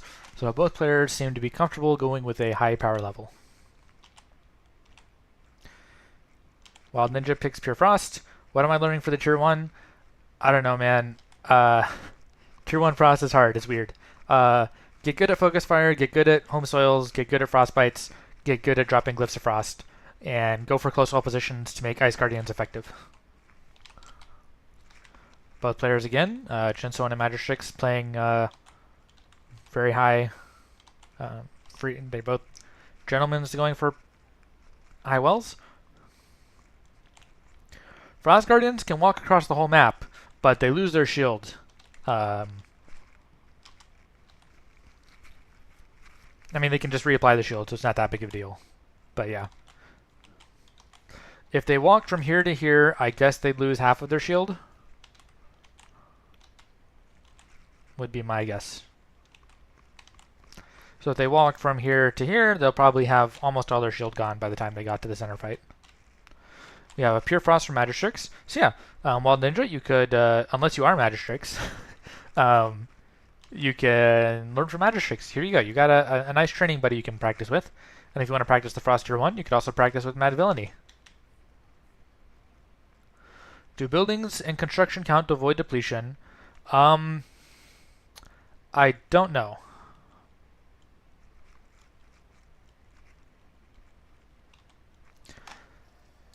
Magistrix liking the defenders, although Shinsoan doesn't have any large units out.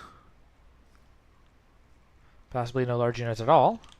Nice trade with the War Eagle attack. Magistrix is going for a well focus. I don't think that'll succeed. Oh, interesting. The purple Spirit Hunter is actually cutting through the defenders. Yeah, I feel like Shinsoan has the power that this is not going to succeed, so I think Magistrix should have been going for unit trades. Especially, for example, trying to kill the Spirit Hunters. The Spirit Hunters are fairly expensive. Shinsoan with a nice Gravity Surge. Pick out the War Eagle.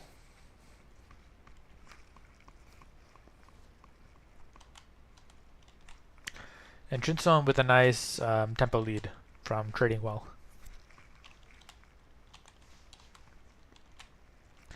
Magistrix good, trying to pull the Stormslinger out and heal up. Shinsoan running back, going for a +1. So it looks like Shinsoan is playing a stonekin with a big tier 3.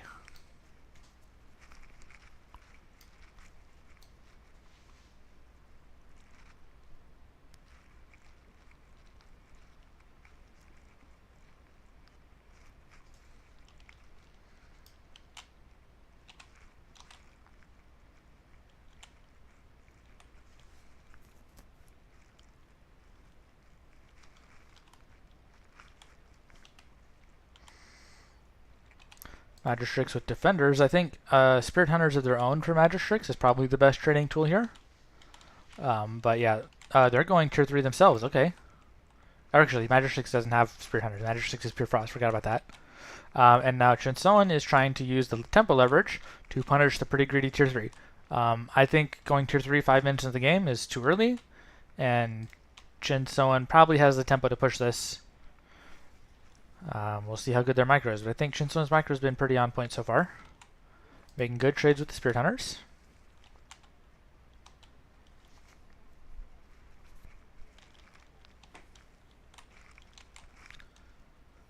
Shinsoan focusing everybody on the 1 base now. Not sure I agree with that, because then 1 base can be defended fairly effectively with shield building and timeless ones. But maybe Magistrix has so little power. Yeah, it does drop. Nice heal from Shinsoan. Go for the next base. We got a timeless one.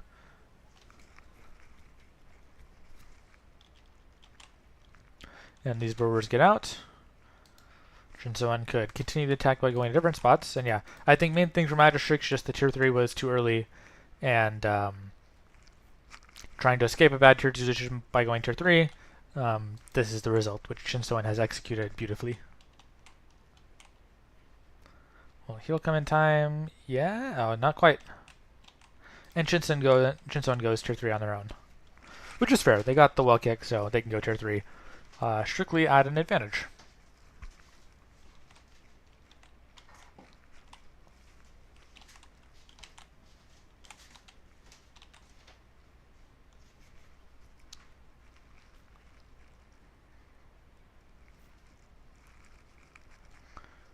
Shinsoan with timeless one of their own.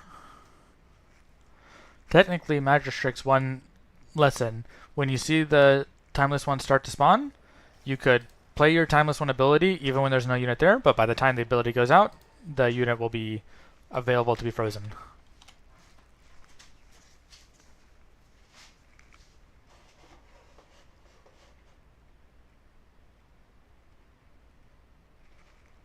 And Magistrix surrenders.